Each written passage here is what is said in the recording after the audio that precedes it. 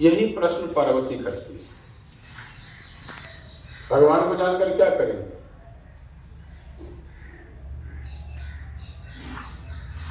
तो भगवान शिव कहते हैं, पार्वती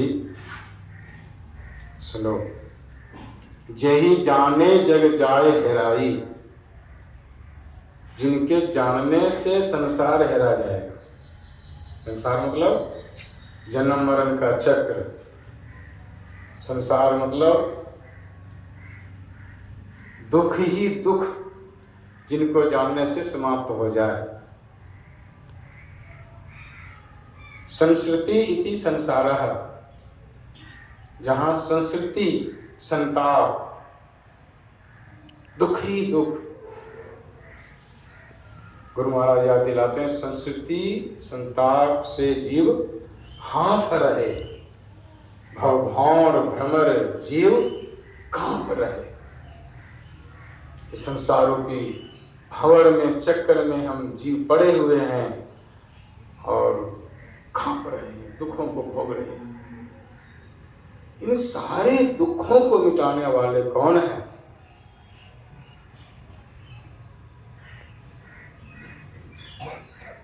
एकमात्र परमात्मा है।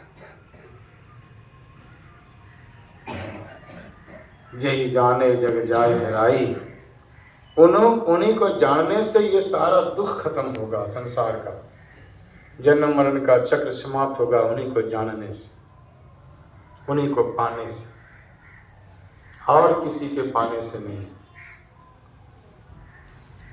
जागे जथा स्वप्न भ्रम जाई, और जिस तरह से कि जागने से स्वप्न का दुख समाप्त हो जाता है। जैसे अभी मान लीजिए रात में सोए हैं और स्वप्न देख रहे हैं कि घनघोर जंगल में बहुत सारे बदमाशों ने मुझे पकड़ लिया है, पिटाई कर रहा है। तो बाल बच्चों के साथ सोने का सुख मिल रहा है कि स्वप्न में बदमाश लोग पकड़ कर पिटाई कर रहे हैं, उसका दुख मिल रहा है? आप कहेंगे स्वप्न में जो हमें पकड़ कर पिटाई कर रहा है उसका दुख मिल रहा है। ये दुख दूर कब होगा? जब तक जगेंगे नहीं तब तक यह दुख लगा ही रह जाएगा। जागे जथा स्वप्न भ्रम जाई, जागिए तभी स्वप्न का दुख समाप्त होगा। उसी तरह से परमात्मा को प्राप्त कीजिए, तभी यह आवागमन का दुख समाप्त होगा। आवागमन सम दुख दूजा, है नहीं जग में कोई। इसको खत्म करने के लिए, इसके निवारण के लिए क्या करना है? एकमात्र उपाय है, प्रभु भक्ति करनी चाहिए।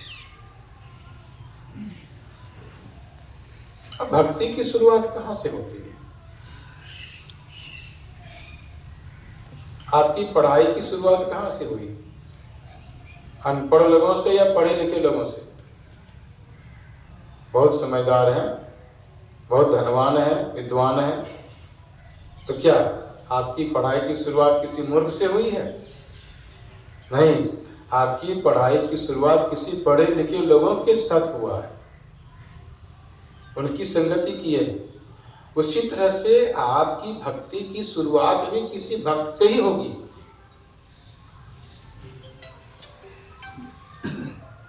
और वह भक्त का नाम है जो सबसे बड़े भक्त। भक्ति करते करते उस मंजिल तक पहुंच गए हैं जहां तक कोई और नहीं पहुंच सकते। वो हैं सबसे बड़े हैं संत, दूसरा नाम है, तीजे 10 अवतार तिन्हें प्रणाम है। ब्रह्मा विष्णु महेश सकल संसार है, अरे हाँ पलटू सबके ऊपर संत मुकुट सरदार है। सबके ऊपर में कौन है? सबसे बड़े कौन है? तो संत है। उन्हीं संतों में से जिनसे हम ज्ञान ध्यान सीखे, जिन्होंने हमारे जीवन का बागडोर अपने हाथ में लिया, जो हमारी देखभाल कर रहे हैं, हमारी हर पल रक्षा कर रहे हैं, उन्हीं संतों में से उन्हीं का नाम क्या पड़ गया? गुरु पड़ गया उनका नाम, गुरु। जैसे महिलाएं बहुत हैं, सभी महिलाओं के उदर से हम पैदा नहीं हुए, किसी एक महिला के उदर से हम पैदा हुए हैं।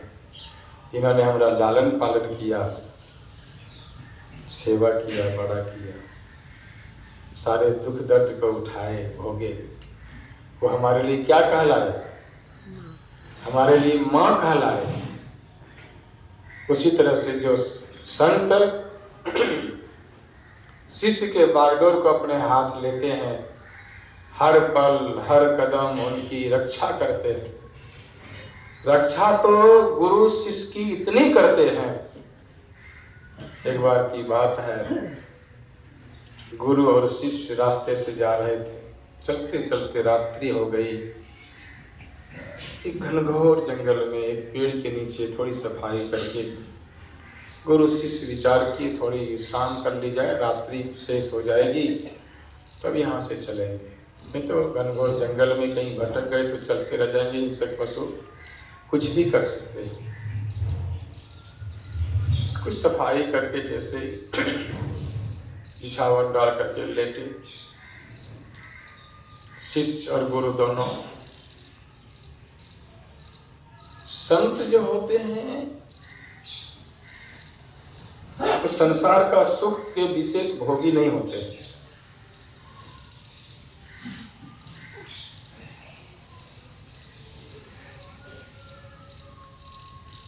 संसार के सुखों के भोगी नहीं होते। नींद भी बहुत बड़ा भोग है। थोड़ी देर विश्राम किए, उसके बाद उठ करके सोचे अब ध्यान करने बैठूंगा। शिष्य सोए हुए थे, उधर बिस्तर सर्प आ रहे शिष्य की ओर, आवाज।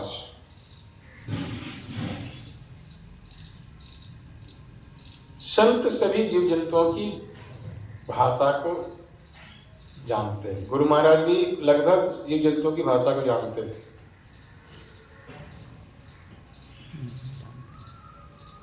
सर्प से जाकर कहते हैं, अरे इधर क्यों आ रहे हो? कहा मैं आ रहा हूं, तेरे शिष्य को काटूंगा, डसूंगा और वह मरेगा। कहा क्यों? कहा उन्होंने पहले जन्म में मुझे मारा था, उसी का मैं बदला लेने के लिए आज संजोग बना। गुरुजी कहते हैं नहीं, ऐसा मत करो। सर्प कहता नहीं, मैं आज उसे काटूंगा ही और उसकी मौत अवश्य होगी आज। बहुत कहने पर नहीं माने तो गुरुजी कहते हैं, मेरे रहते तुम मेरे शिष्य को मार नहीं सकते हो। मारना है तो मुझे डस लो उसके बदले में, लेकिन मैं शिष्य को डसने नहीं दूंगा। ऐसा कोई है?